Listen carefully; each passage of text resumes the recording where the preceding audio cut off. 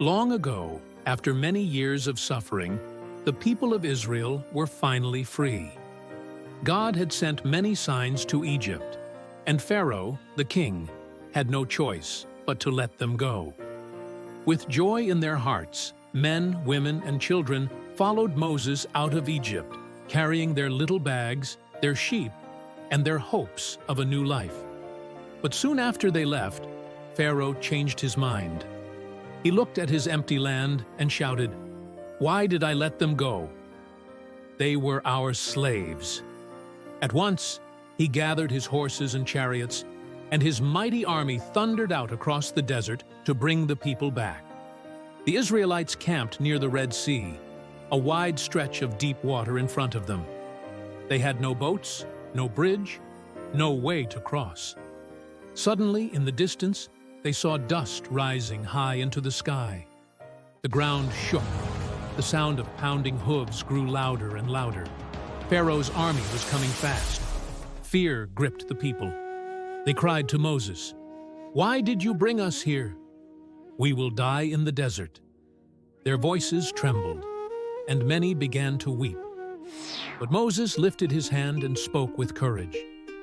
"Do not be afraid. Stand firm, and you will see the deliverance the Lord will bring you today. The Lord will fight for you. You need only to be still." As the army drew closer, something amazing happened. A great pillar of cloud moved from in front of the Israelites and stood behind them, blocking the Egyptians' path. All night, the cloud gave light to God's people, but darkness to their enemies. The army could not reach them. Then God said to Moses, "Stretch out your hand over the sea." Moses obeyed. He lifted his staff high and stretched out his arm. At once, a mighty wind began to blow. The waves roared, and the waters pulled apart, rising like two great walls with a dry path down the middle. The people gasped in wonder. In front of them lay the sea, split wide open. Moses stepped forward, and the people followed him. With every step, they walked on dry ground, with water towering on their right and on their left. Parents carried their little ones. Children held tightly to their mothers' hands, yet not a drop touched them, for God was holding the waters back. Behind them, Pharaoh's army rushed into the sea path. Chariots rolled forward, horses charged, soldiers shouted.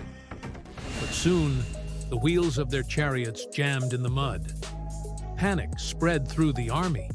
They cried, "The Lord is fighting for Israel. Let us flee." When all of God's people had safely crossed to the other side, the Lord spoke again to Moses. "Stretch out your hand over the sea, so the waters may flow back." Moses raised his staff once more.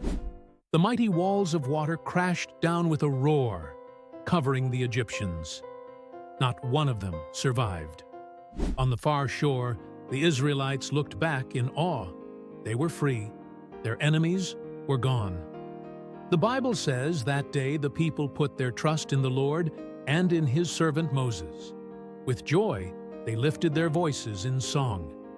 Moses and the people sang, "I will sing to the Lord, for he is highly exalted. The horse and its rider he has hurled into the sea." Their voices rose like the waves, full of praise and thanksgiving. That day, the people of Israel learned a truth that would never be forgotten. When all seems lost, when the enemy is close, and when there is no way forward, God himself can make a way.